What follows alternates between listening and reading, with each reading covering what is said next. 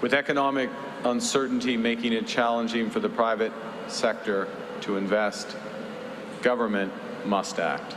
Well, the Liberal government made a raft of announcements, just more of the same old failed tactics that they have been using up to now. Canadians shouldn't expect any improvement. Welcome back to the Canadian Shield. My name is Sterling.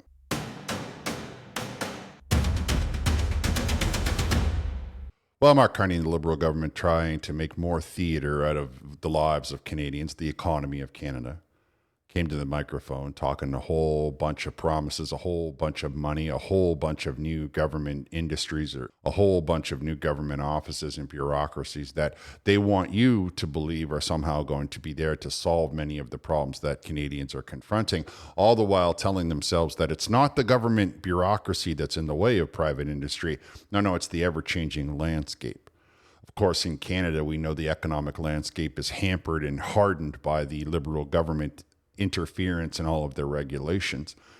Of course, the Liberal government doesn't seem to be aware of that, or if they are, they're not going to admit it on the microphone. And they have just decided to fall back on their same old tactics, make the government bigger, borrow more and more money, offer guaranteed loans at low interest rates, and somehow they feel that this time, it's going to stick. Sprinkled in amongst all the bailouts and the promised dollars and the guaranteed loans, they also let show their cards. They are forcing people who go onto the unemployment line to now register on another website, which will be connected to some of Canada's largest job search engines. So they feel the best way to go about this is to just force you onto this website, where now employers will be able to come in, cherry pick your name, maybe force you into some sort of training program, maybe force you to move to another city because it won't be in the region that you're living in. Which, of course, on the surface just looks like the Liberal government is trying to find excuses to take people off of the support of the government and blame them for not utilizing the program that the government put in place, instead of the government solving the problems and keeping the industries in place as they are. As ever, we like to be thorough on the Canadian Shield, so we're going to be looking at the announcements from the desk, which is to say the digital ones, the printouts. So we're going to hear some from Mark Carney. Now, I know that bothers a lot of you because you just don't like to hear his voice, but it's better for us to make the comparisons in an effort to be thorough. Now, I should say, before I begin, that I noticed Mark Carney is sporting quite the tan. In my efforts to be thorough, I believe that we can take away from that he found some time to make it to the beach. No matter what he tries to tell you, no matter what the press releases try to tell you, it seems that he did, in fact, take some time to himself in some place warm and sunny and probably on the Canadian tax dollar, which is more than millions of Canadians can say, I am sure. Okay, let's get into this. To drive this transformation, we've just launched the Major Projects Office. Its job is to fast-track major nation-building projects. Shortly, we will launch Build Canada Homes just later this month. And that's a new government entity that will help double the pace of housing construction over the next decade. This fall, we will unveil a new defense industrial strategy. We'll begin this month our negotiations of a new defense and security partnership with the European Union. And we launched a new trade diversification strategy to develop new export markets. We will soon also release our climate competitiveness strategy to position Canada as a leader in decarbonization. Now, if we give them the benefit of the doubt and say that they've only been on the job for 6 months, which I do not want to do, but I will for the sake of being thorough, we can see that they still have got no idea what they're going to do. They're just telling you that it's coming. Just like everything the Liberal government has been saying since 2016, it's just around the corner. It's just on the way soon. Don't worry about it. We're going to do this next month. We're going to do this in a couple of weeks. We're gonna not. We have. No, because they have done nothing, absolutely nothing. Up to now, 6 months, nothing. Trump is down there ripping the economy to new heights. Other countries around the world are taking care of all kinds of things. And Mark Carney's tap dancing along the road, right? Trying to make everybody think that he cares about the economy while he cares about the environment, while he cares about And you know what? I don't need a government that's all wishy-washy like that. I'll tell you something right now. You know who already leads the world in carbon capture? Norway. They do it for themselves. They do it for two or three other countries. Mark Carney is behind the ball, but you know who is invested currently in carbon capture? Brookfield. So we ask ourselves, what's Carney's real motivation on this? The government is introducing a new robust reskilling package to train 50,000 workers. This package will include new methods such as employer-based training and targeted outreach to workers. We will automatically enroll new employment insurance claimants to our new jobs matching program and introduce a new platform with a skills to job tool to make job searches easier and match people more quickly to new jobs, connect them to training opportunities and career counseling. We'll leverage digital technologies and artificial intelligence to help working Canadians find training courses, supported by partnerships with companies such as Indeed, Jubilico, Career Beacon, ZipRecruiter, and eCampus Ontario. And finally, we'll adapt employment insurance to provide a bridge to laid-off workers, giving them the time they will need to pivot. This will include providing long-tenured workers with up to 65 weeks of benefits. That's 20 more weeks than they have access to today. And we'll waive the one-week waiting period for over 700,000 claimants. Before we talk about the underlying message of that little snippet, let's look at the digital releases from Mark Carney's desk on this very subject that he just mentioned. Like I said, it was released twice. One's an overview and one's a little more detailed. All links will be in the description. So if we come down a little bit, it's building on previous announcements, measures to help transform the Canadian steel and softwood lumber industries. The following new initiatives were announced today. And right out of that sentence itself indicates that already what they've announced is not working, so they're just going to try and double down and do more of the same. A strong, confident workforce. First of all, you gain confidence through work, not the other way around. The government will introduce a new reskilling package for up to 50,000 workers, make employment insurance more flexible with extended benefits, and launch a new digital jobs and training platform with the private sector partners to connect Canada more quickly to careers. So they're launching a website, and they're going to give you longer on the EI in hopes that somewhere inside of Canada, somebody's going to create a new job, a new industry that's going to be hiring 50,000 people, despite the fact that Canada's unemployment numbers are through the roof. I don't want to get ahead of myself. Let's look at the more detailed breakdown of this announcement. I just hate the term confident workforce. I feel like we're trying to make a commercial for hygiene products. Introduce a new reskilling package to train 50,000 workers, leveraging new methods as an employer-based training and worker outreach. So they've made these labor market development agreements with websites that do nothing but try to connect people with jobs, right? LinkedIn and Indeed and all these kinds of, these are just websites. I don't know why he feels a person can't simply go on that website and register. But don't worry about it. The government is going to spend money on building a new website, kind of like they did with the ArriveCan app. And that website you're going to be automatically registered on as soon as you apply for unemployment benefits. You can't opt out of it. And then that website is going to have people on the other end scanning and picking your name to see if you qualify for any of the jobs that they might be aware of or any of the training programs that they might be getting money for. Now, the thing is that you might be making, 150 G's. These jobs, no. They're going to be 50 G's if you're lucky. The government is investing an additional $450 million over 3 years through these agreements to retrain and upskill up to 50,000 more workers in collaboration with employers. Workers will get access to target training and financial assistance while in training to retrain their job or fill in demand jobs and continue contributing to the Canadian economy. The measures will benefit workers from coast to coast, including mid-career, long-tenured workers affected by U.S. tariffs and global market shifts, as well as underrepresented groups such as persons with disability, women, and Indigenous peoples. But don't worry, they didn't stop with that bunch of empty promises. Implementing a new digital tool to facilitate job search and applications and launch the national online training platform to adults, finding training courses and offering digital and AI training.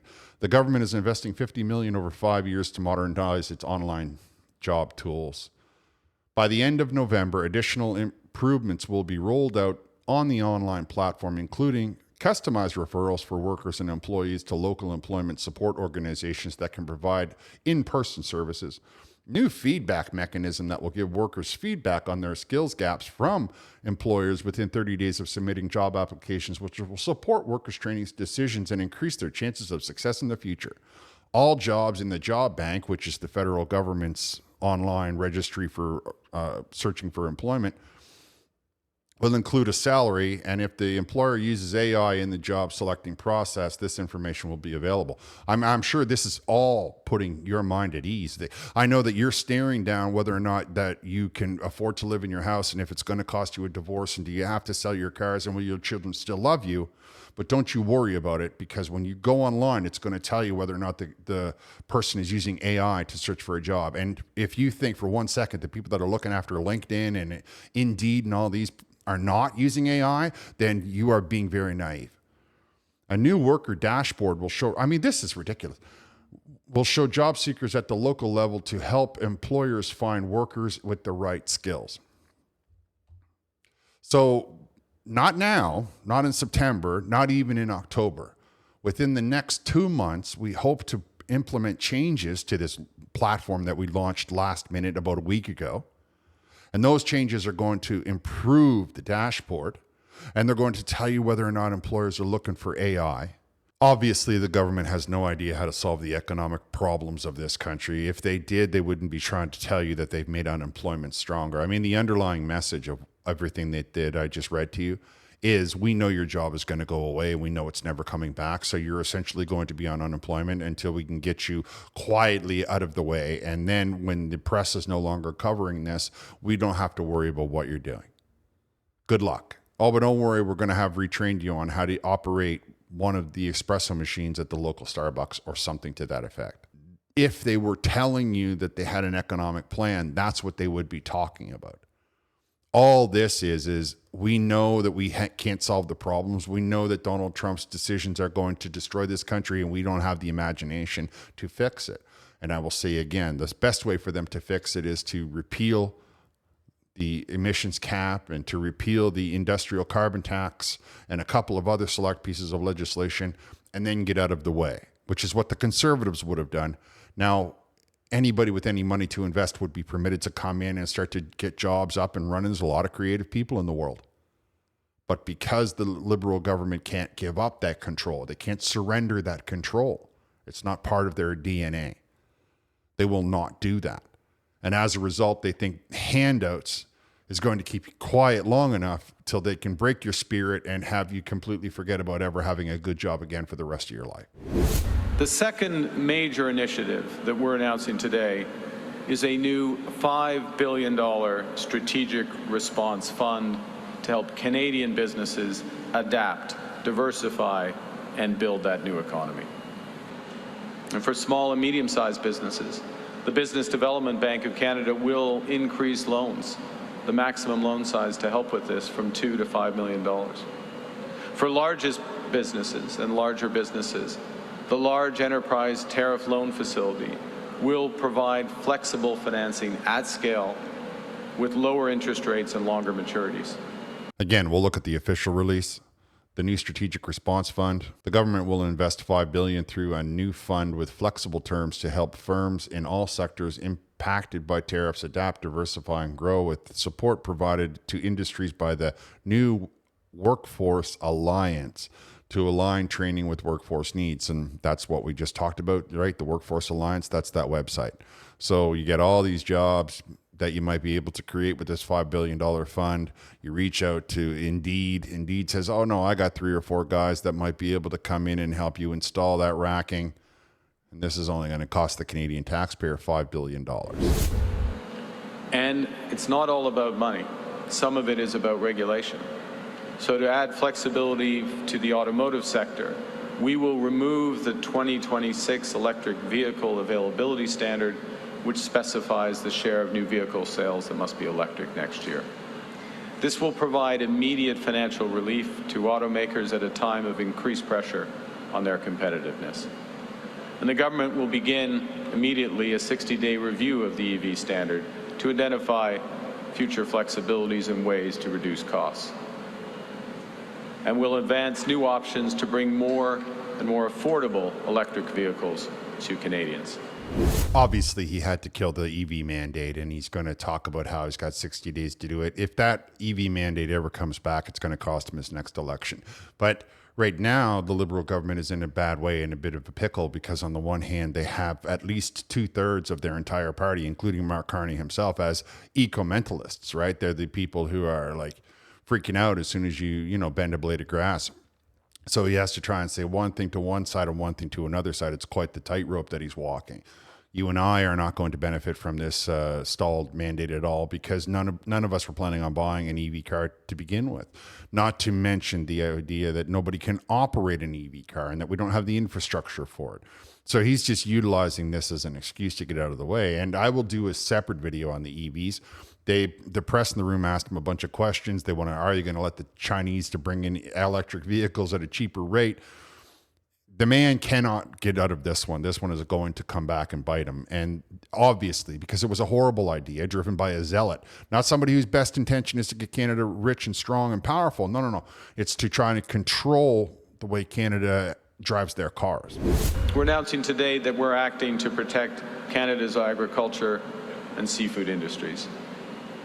I'm going to focus on Canadian canola, which has been hit with Chinese tariffs.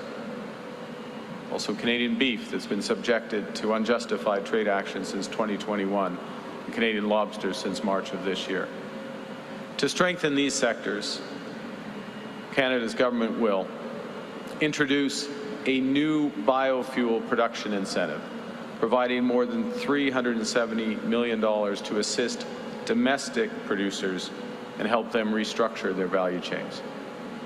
We will make targeted amendments to the clean fuel regulations to spur the development of a vibrant biofuels industry in Canada. And we'll increase the loan limits for Canadian canola producers to $500,000 and invest in agri-marketing and trade diversification measures to support our entire agriculture and seafood sectors. That's right. You heard him. Rather than find somebody to buy the canola that we made, he feels that Canadian growers, farmers should all of a sudden move over into the biofuel industry, because the American government cut out the subsidies for the biofuel industry, and Brookfield is not going to be doing as well on what they're putting into the airplanes. So Mark Carney has to find a new source of biofuels, because the Americans have turned their back on it completely and are simply selling the fuel that's available, readily available to everybody around us in the ground. Now, we have a lot of fuel readily available to us in the ground as well. Of course, Mark Carney's legislation won't allow us to get out that fuel. And so rather than make clean fuel standard go away completely and just allow people to come out, get the stuff out of the ground, he wants to make targeted ones, which will allow farmers convert canola into a biofuel that he can then put in jet engines. And I mean, this is the best part of all of these announcements we're going to be doing this over the next 3 to 5 years. I mean, this particular one here is 2 years. In the immediate term, introducing new biofuel production incentives, providing more than $370 million over 2 years to assist domestic producers and restructure their value chains, indicating that what he wants you to do is grow the fuel, then turn it into oil, and then that's where you'll get your money from. Not oil, I suppose. Fuel, I guess, is more accurate what you call it. Now, the thing about what people misunderstand about fuel, especially in Canada, is the engine freezes while it's parked in the driveway. Now, I'm not going to read to you all of what's there, though. You can see it. Assisting Canada's canola and agriculture producers, immediate biofuel incentives. They're going to increase the loans. So not only does he want you to take the canola that you should have been able to sell to the Chinese market and turn it into gasoline or into fuel, but he wants you to borrow money to buy the machinery as well. And it's going to be the advanced payments program. So if you can get some, we'll pay you ahead of time, meaning next year you can pay us, which is almost the same as a loan, but just not quite. It's more of a payback grant. I mean, the ridiculousness of this idea, and somehow he feels truly that despite the fact that the Americans had all of this biofuel industry going on and the Canadian farmers never bothered to invest in that kind of thing because farming is a difficult job enough as it is, He feels that now they're going to ignore all of the natural resources we have sitting in Alberta and many parts of Canada, all of the LNG that the world is in demand for, and somehow we're going to turn our canola, our food, into biofuel, and that is going to offset all of the world's demands for LNG.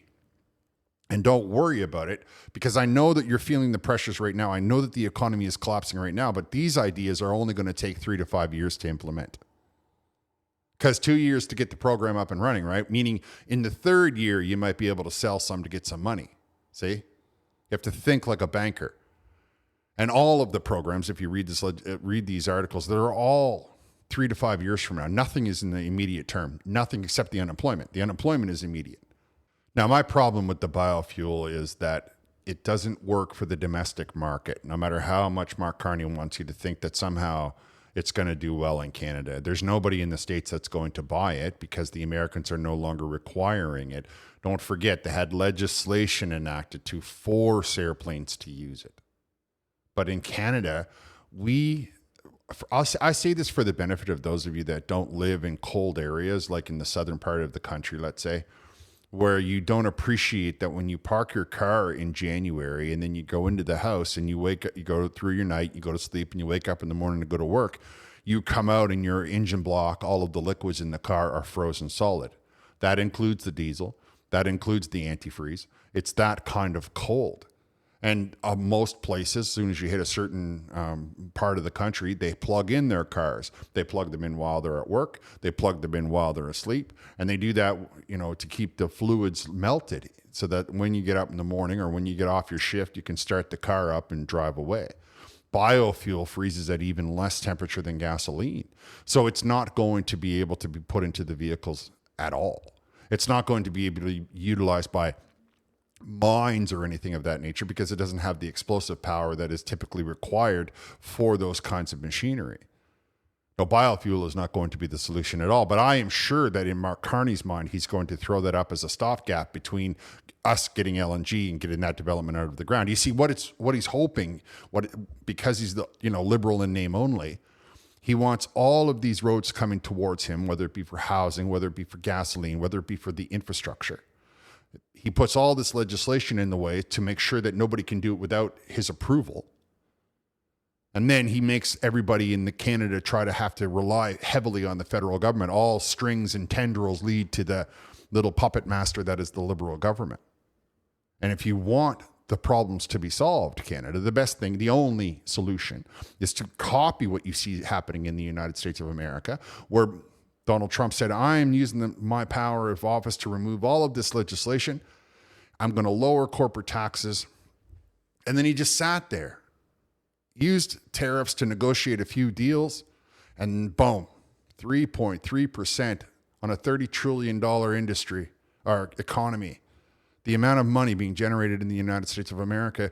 I guess that's the only bonus about getting all this free training. You'll be able to get the training paid for by the federal government, give you time to find a place to live in the States and get a job down there. It's ridiculous. This is just the actions of people who have no idea what to do, but they're so desperate to make you think they can do something that they will just simply do whatever they have to do, no matter how much damage it causes. Now, there's one more part to Mark Carney's announcements that I want all of you to hear, because the audacity in the statement has got me in such a mood that's what you see coming across the microphone right now. With economic uncertainty making it challenging for the private sector to invest, government must act. As Minister Joly said, government is meeting this moment with the most comprehensive suite of trade-resilient measures in Canadian history. In no way, shape, or form is there economic uncertainty that's causing people to not have the ability to invest. They are not investing because of the government, because of all the legislation that is in the way. Hate to break it to you, Mr. Carney, who's trying desperately to use the media to control the narrative, because the truth is the legislation is the reason that nobody wants to invest. These are billion-dollar companies. They are staffed by people who have wicked educations. They know exactly how numbers work. They know exactly how math works. They know how to do the calculations. In some countries, they got a team of lawyers that tells them what the rules are. And those teams of lawyers say, don't do business in Canada, because they have a zealot for a government, and they do not allow for any form of development, especially industrial development. And what industrial development they do permit, you have to pay through the nose for. Meanwhile, you can just go 20 kilometers south down into the United States of America and not have, you can get the same product, the same development, the same money in return, and not have any of the concerns of the government that the Canadian government is imposing upon industry and development inside of Canada.